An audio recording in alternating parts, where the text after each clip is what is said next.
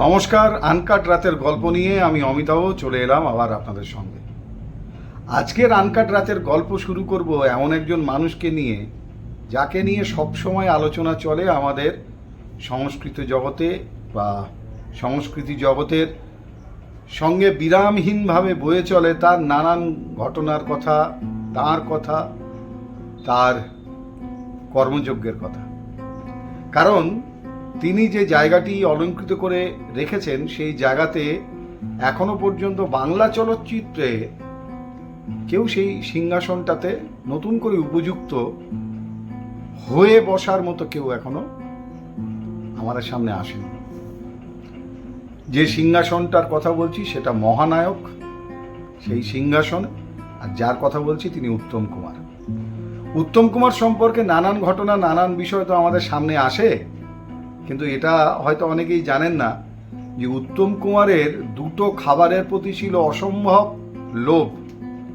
মানে বলতে পারেন সেটা দুর্বলতা এতটাই ছিল যে যখন উত্তম কুমার হয়েছেন, মহানায়ক হয়েছেন, সুপারস্টার হয়েছেন, তখনও এই দুটো খাবার অভ্যেস তিনি বদলাতে পারেন।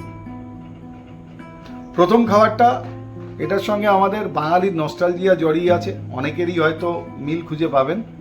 সেটি হচ্ছে সকালবেলায় দুধ চা, গরম গরম দুধ চার সঙ্গে সেঁকা পাউরুটি, আর সেই কড়া করে সেঁকা পাউরুটি তিনি ওই দুধ চায়ের মধ্যে ডুবিয়ে সেই পাউরুটিটা খেতেন। এবং বহু বছর যখন তিনি বিখ্যাত হয়ে গেছেন, তখনও কিন্তু তিনি এই অভ্যেসটা ছাড়েননি। এই সেঁকা পাউরুটি আর তার সঙ্গে দুধ চা। আর একটা খাবারের কথা আপনাদের বলবো, যা অত্যন্ত দুর্বল ছিলেন যেটির ব্যাপারে উত্তম কুমার, সেই খাবারটি হচ্ছে ডিম। অন্ধ ভক্ত ছিলেন ডিমের, এতটাই ডিম তার প্রিয় ছিল যে ডিমের পদ যদি রান্না হতো, তাহলে ওই ডিমটা বাদ দিয়ে বাকি ঝোলটুকু দিয়ে সমস্ত ভাতটা মেখে খাচ্ছেন, কিন্তু ডিমটা খাচ্ছেন না। ডিমটা রেখে দিতেন থালার এক পাশে। যখন খাওয়া শেষ, তারপর একবারে তাড়িয়ে তাড়িয়ে সেই ডিমটা তিনি খেতেন। এই ডিম প্রীতির একটি ঘটনা গৌতম বাবু, ওনার পুত্র একটি জায়গায় বলছিলেন, সেখান থেকেই জানা। সেটি হচ্ছে 1977 সালে দেশপ্রেমী সিনেমা শুটিংয়ের মহরত শুরু হবে। আর সেই কারণে গৌতম বাবু অর্থাৎ তার পুত্রকে নিয়ে উত্তম কুমার গেছেন বম্বেতে। সেখানে মহরতে উপস্থিত ছিলেন অমিতাভ বচ্চন, রাজেশ খান্না, কাদের খান, মনমোহন দেশাইয়ের মতো মানুষেরা। তো উত্তম কুমার তিনি বম্বে গেলেই যে হোটেলটিতে উঠতেন, সেই হোটেলটি হচ্ছে অত্যন্ত বিখ্যাত হোটেল, সান অ্যান্ড স্যান্ড। এই হোটেলের একটা বিলাসবহুল সুইট, সেখানে তার ব্যবস্থা হতো থাকা, তিনি সেখানেই থাকতেন। উনি 1978 সালে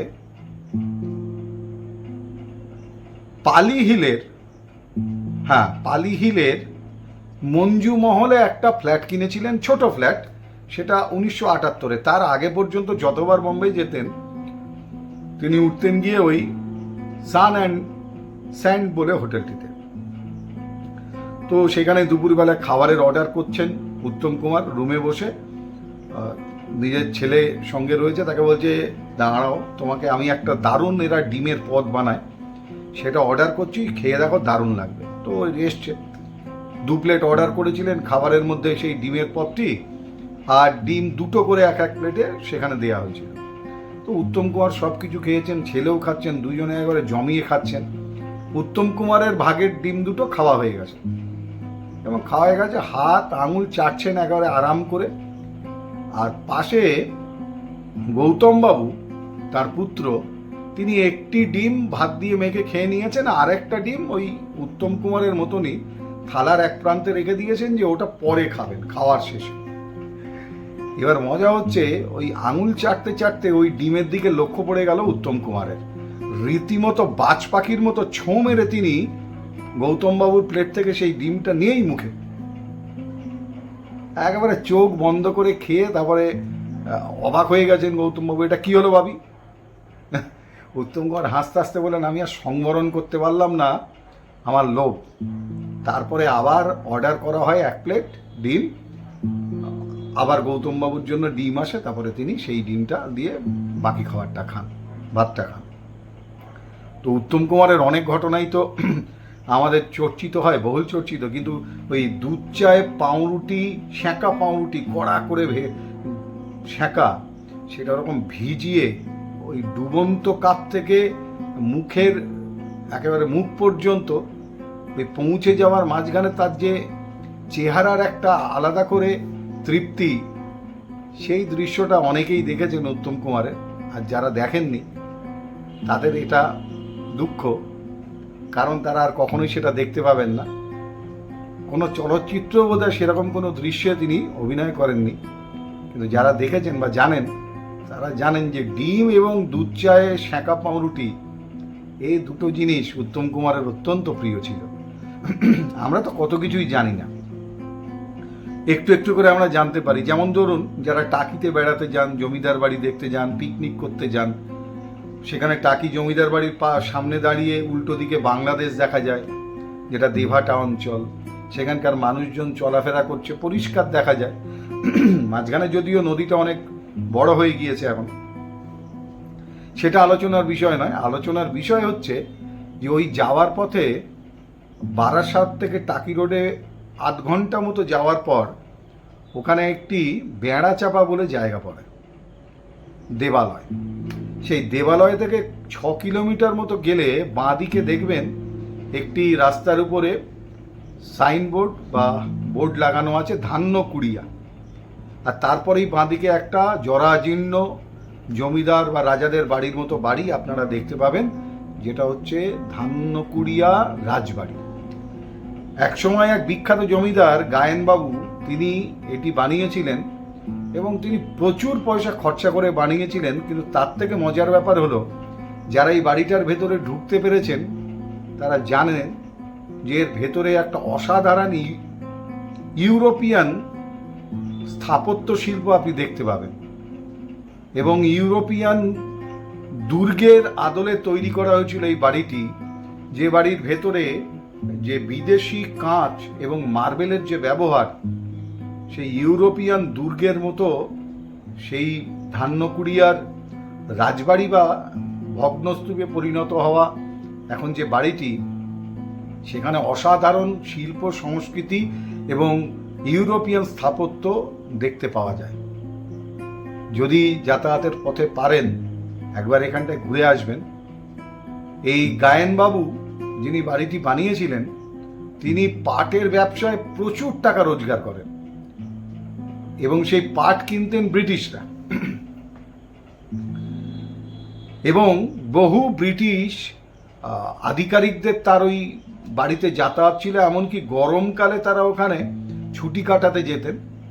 এর পেছন দিকটাতে একটা বড় প্রায় 30 একর জুড়ে এই জমিদার বাড়িটি, এর পেছনে একটা বড় পুকুর কাটা হয়েছিল, যে পুকুরের জলে ওই পুরো জমিদার বাড়ি বা ওই দুর্গের মতো এই প্রাসাদটির পুরোপুরি প্রতিচ্ছবিটা ওখানে দেখা যেত। এই শোনা যায় এই জমিদার বাড়িটিতে এত মানুষ যাতায়াত করতেন আর এত প্রভাবশালী ছিলেন সেই গায়েন বাবু, যে মার্টিন বার্ন কোম্পানির ট্রেন যখন চলতো, যে ছোট ট্রেন, সেই মার্টিন বার্ন কোম্পানির ট্রেনের একটি স্টপেজ দেওয়া হতো ওই ধান্যকুড়ের জমিদার বাড়ি বা রাজবাড়ির সামনে। সেই স্টপেজটার নাম ছিল গায়েন গার্ডেন। মানে এতটাই জনপ্রিয় এবং এতটাই প্রভাবশালী ছিল সেই জমিদার গায়েনবাবু। তাদের ওই যেটা বাড়ি, তার সামনে দুটো প্রকাণ্ড মার্বেলের তৈরি সিংহ ছিল। একটা সিংহ চুরি হয়ে গিয়েছিল, পরবর্তীকালে ওই জমিদার বাড়ির যারা বর্তমান উত্তরসূরি, তারা আর একটা মোটা টাকায় ওই আর একটা যে মার্বেলের সিংহ, সেটিকে তারা বিক্রি করে দেয়। সরকার খানিকটা অধিগ্রহণ করে সারিয়েছে। আপনারা যদি ওই টাকি যাওয়ার পথে সময় পান, তাহলে অবশ্যই অন্তত ওই জমিদার বাড়িটা একবার দেখে আসবেন, কারণ ইউরোপিয়ান স্থাপত্য শিল্পের একটা নিদর্শন। কলকাতা থেকে এতটা দূরে, সেখানে এখনও আমাদের সামনে জীবন্ত রয়েছে, যার মধ্যে খানিকটা বিদেশের গন্ধ আপনারা পেয়ে যাবেন সেই জমিদার বাড়ি বা সেই বাড়িতেই ভেতরে প্রবেশ করলে। বাঙালিদের কীর্তি সারা বিশ্বে শুভোদিত এবং তার সৌরভ এখনো পর্যন্ত সুগন্ধ নিয়ে আমাদেরকে উদ্দীপনা তৈরি করে। আসুন আর এক বাঙালির কথা দিয়ে আজকের আনকাট রাতের গল্প শেষ করব। এই বাঙালি জন্মেছিলেন 982 সালে তৎকালীন বর্তমানের বাংলাদেশ, তৎকালীন বাংলাতে। বাংলা তখন ভাগ হয়নি, বাংলা তখন একই ছিল এবং বর্তমানে বাংলাদেশ যেটি অঞ্চল সেখানে বজ্রযোগিনী গ্রামে বিক্রমপুরের তার জন্ম হয়েছিল। আমরাও ছোটবেলায় আমাদের বইতে তার কথা পড়েছি, কিন্তু এখনকার জেনারেশন বা আজকের প্রজন্ম তাদের বইতে তার জানি না পাঠ্যপুস্তকে তার কথা আছে কিনা, কিন্তু যে বাঙালিরা বিশ্বজয় করেছেন তাদের মধ্যে অন্যতম তিনি, কিন্তু আজকের দিনে হয়তো তাকে এই প্রজন্ম চেনেও না। তার একটি বই পেয়েছিলাম কয়েক বছর আগে নালন্দা প্রকাশনীর, এবং সেই বইটা পড়ে আরও অবাক হয়েছিলাম, অজানা অনেক কিছু জানতে পেরেছিলাম। তার আগে বলি তৎকালীন বাংলার মানচিত্র, ভৌগোলিক অবস্থানটা কী ছিল। তখন বাংলা কয়েকটা অঞ্চল নিয়েছিল, যেমন রাঢ়, বরেন্দ্র, হরিকেল এবং বঙ্গ। এরকম ছোট ছোট অঞ্চল নিয়ে তৈরি ছিল আমাদের এই বাংলা। এই রাঢ়, বরেন্দ্র, হরিকেল, বঙ্গ, আরেকটি জনপদ ছিল সমতট। এই সমতটের এই অঞ্চলের প্রধান নগরী বা রাজধানী ছিল বিক্রমপুর। সেই বিক্রমপুরের একটি জনপদ ছিল বজ্রযোগিনী। এই বজ্রযোগিনীতে 982 সালে জন্মগ্রহণ করেন তিনি। তার বাবা মার দেওয়ার নাম হচ্ছে চন্দ্রগর্ভ।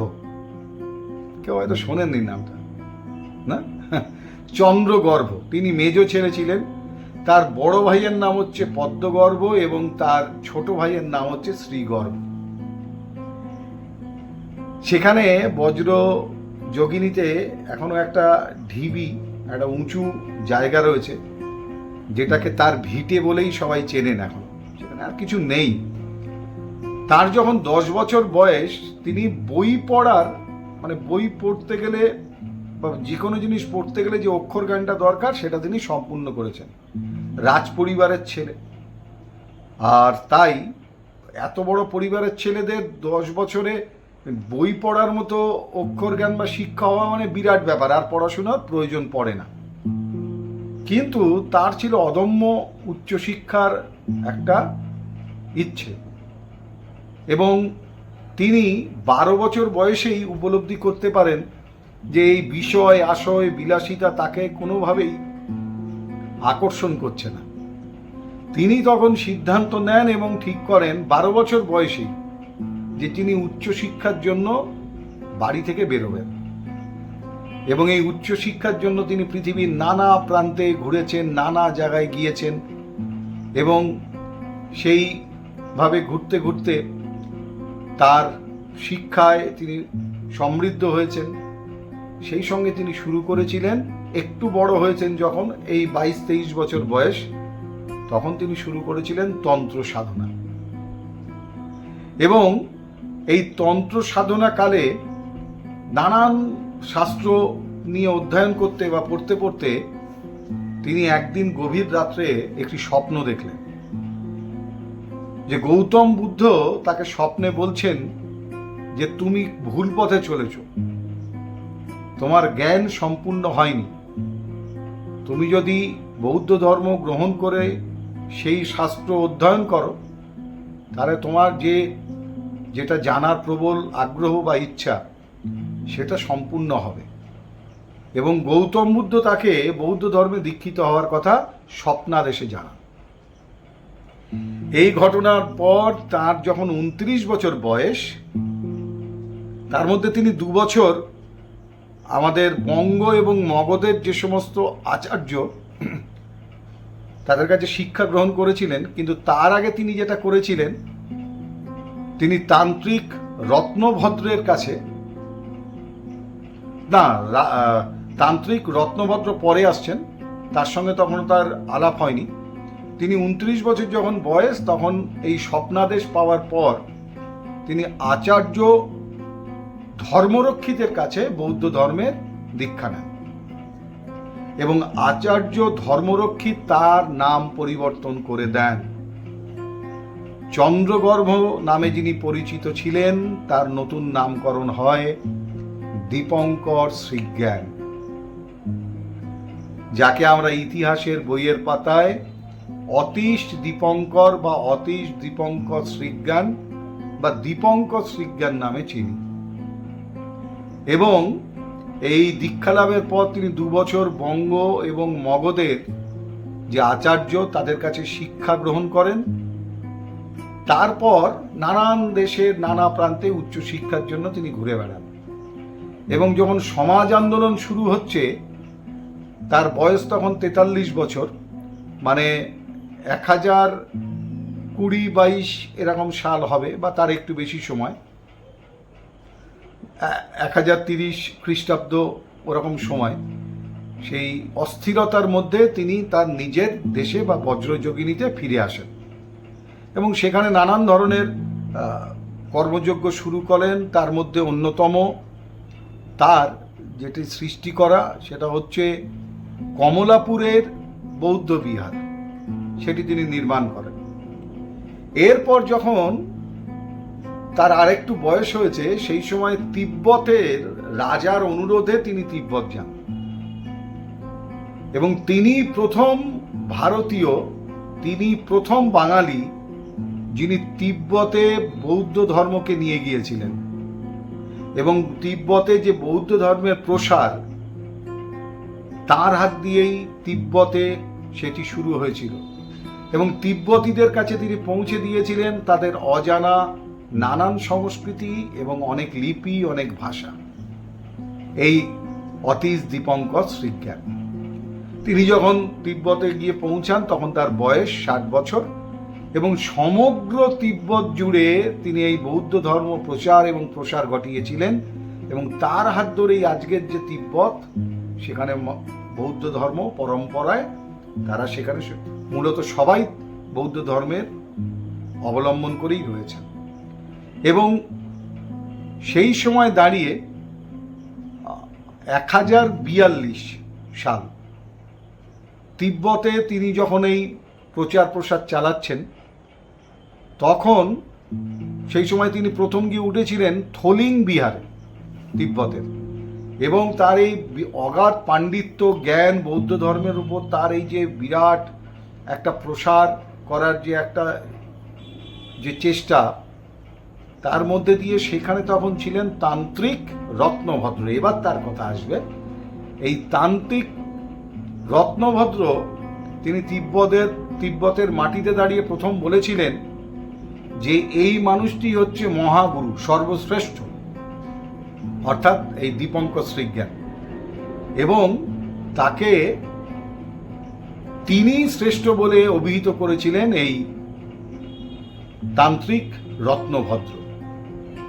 এবং সেখানে তিনি অনেক কিছুই করেছেন, কিন্তু সব থেকে বড় যেটি, সেটি হচ্ছে তিব্বতের বুকে তার একটি বই, একটা বিরাট বই তিনি রচনা করেন, বোধিপথ প্রদীপ, এবং তার শিষ্যদের কথায় তিনি তাকে ব্যাখ্যা করে বলেছিলেন বোধিমার্গ প্রদীপ পঞ্জিকা। এবং রীতিমতোভাবে সেখানে তাকে যোবজে অর্থাৎ মহাগুরু হিসাবে তিব্বতীরা মনে করেন তখন থেকে এখনো পর্যন্ত। এবং লাগাতার তিব্বতের বৌদ্ধ ধর্মের জন্য, তার প্রসার করার জন্য যে তিনি পরিশ্রম করেছিলেন, একসময় বয়সের ভারে অসুস্থ হয়ে যান এবং 1054 সালে তিনি শেষ নিঃশ্বাস ত্যাগ করেন বা পরলোক গমন করেন।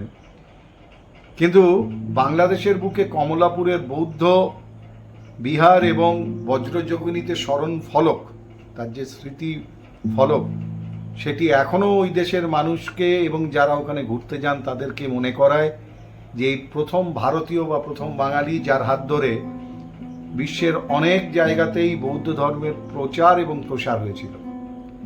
সেই সঙ্গে সঙ্গে আপনাদের জানিয়ে রাখি 1978 সালের 23শে জুন বাংলাদেশ সরকার তার যে চিতাভস্য রাখা ছিল তিব্বতের, সেখান থেকে সেই চিতাভস্য তারা নিয়ে আসেন এবং একটি জায়গায় তাকে সযত্নে সংরক্ষণ করা হচ্ছে। আর সেখানে বহু মানুষ তাকে ওই চিতাভস্যে প্রণাম জানাতে, শ্রদ্ধা জানাতে উপস্থিত হন। আজকের দিনে যখন ব্যস্ততায় আমরা সব কিছু ভুলে যাচ্ছি, তখন কেন দীপঙ্কর শ্রীজ্ঞানের কথা বললাম? কারণ তার বলা দুটো এমন কথা যা আমাদের 1000 বছর আগে তিনি বলেছিলেন, কিন্তু সেই দুটো কথা যদি আমরা মেনে চলি তাহলে আমরা আমাদের জীবনটাকে বদলে নিতে পারি। এই আরো চাই, আরো পাওয়ার যে তাড়না বা অল্পেতে সন্তুষ্ট না হওয়া বা আমি শ্রেষ্ঠ, এই যে গর্ববোধ, এই অহংকার, অহংবোধ, এগুলো থেকে আমরা বিরত থাকতে পারি। 1000 বছর আগে তিনি বলেছিলেন, ভিড়ের ভেতর বসবাস করার সময় এটা নয়। ভিড়ের ভিতর বসবাস করার সময় এটা নয়। এখন নিঃসঙ্গতার মধ্যে আশ্রয় খুঁজে নিতে হবে। আর একটি বিশেষ কথা, যেটা হয়তো মানতে পারলে আমরা সবাই প্রকৃত অর্থে সুখী হতে পারি, কখনো নিজের জন্য কিছু করবে না। কখনো নিজের জন্য কিছু করবে না, এমনকি নিজের জন্য বাড়িয়ে যাবে না পুণ্যেরও সঞ্চয়। এমনকি নিজের জন্য বাড়িয়ে যাবে না পুণ্যেরও সঞ্চয়। যদি মানতে পারেন এই দুটো কথা, তাহলে আপনার থেকে সুখী আর পৃথিবীতে কেউ নয়। জাগতিক সুখ নয়, আসল সুখের সন্ধান দীপঙ্কর শ্রীজ্ঞানের মতো মানুষরা আমাদের জীবনে দিয়ে গেছেন। আসলে আমরা সেগুলো নেয়ার মতো এখনো বোধহয় শক্তি সঞ্চয় করে উঠতে পারিনি। আর যারা সাহস করে সেটা, এই দুর্লভ কথাগুলোকে গ্রহণ করতে পেরেছেন, তারা জগতের এই জাগতিক সুখ নয়, তারা আধ্যাত্মিক চেতনার মধ্যে দিয়ে জীবনের সব থেকে সুখের মুহূর্তগুলোকে উপভোগ করছেন। বিষয় বলতে যা বিষ তাই বিষয়। তাই সম্পদ বিষয় আশয় নয়, আসল সম্পদ তৈরি করুন আপনার উত্তরসূরির মধ্যে দিয়ে, তাকে সম্পদ বানান। আর ওই যে বিষয়, ওটা আসলে বিষ। একটা সময় গিয়ে মানুষ বুঝতে পারে, কিন্তু তখন শুধু অনুতাপ করা ছাড়া আর কিচ্ছু থাকে না। তাই দীপঙ্কর শ্রীজ্ঞানের খুব ছোট্ট করে হলেও তার কথা আজকে বললাম। যদি একজনও কেউ এই মানুষটির কে যারা চিনতেন না তাদেরকে চেনান, বা এই বাঙালি, বিশ্বজয় করা বাঙালির কথা অন্যদেরকে বলেন, তার পথ এবং তার বিভিন্ন কাজে যদি তারা উৎসাহ আর আগ্রহ তৈরি করে তাকে জানার চেষ্টা করেন, তার জন্যই দীপঙ্কর শ্রীজ্ঞানের মতো বাঙালির কথা আজকের এই আনকাট রাতের গল্পে তুলে ধরলাম। হয়তো বিষয়টা খুব একটা আকর্ষক নয়, কিন্তু এরা আমাদের শিকড়, তাই শিকড়ের যত্ন নেওয়া উচিত। কারণ গাছ যতই ফুলে ফলে ভরে থাকুক না কেন, শিকড় কেটে দিলে কিন্তু গাছ বাঁচে না। তাই ফুল পাতায় আকৃষ্ট হওয়ার আগে গাছের শিকড়ে যত্ন নিই। আনকাট রাতের গল্প আজকের এইটুকুই। সবাই ভালো থাকুন, সুস্থ থাকুন, সচেতন থাকুন, সতর্ক থাকুন। আর হ্যাঁ, বাংলার সঙ্গে থাকুন, বাংলার সংস্কৃতির সঙ্গে থাকুন। শুভরাত্রি।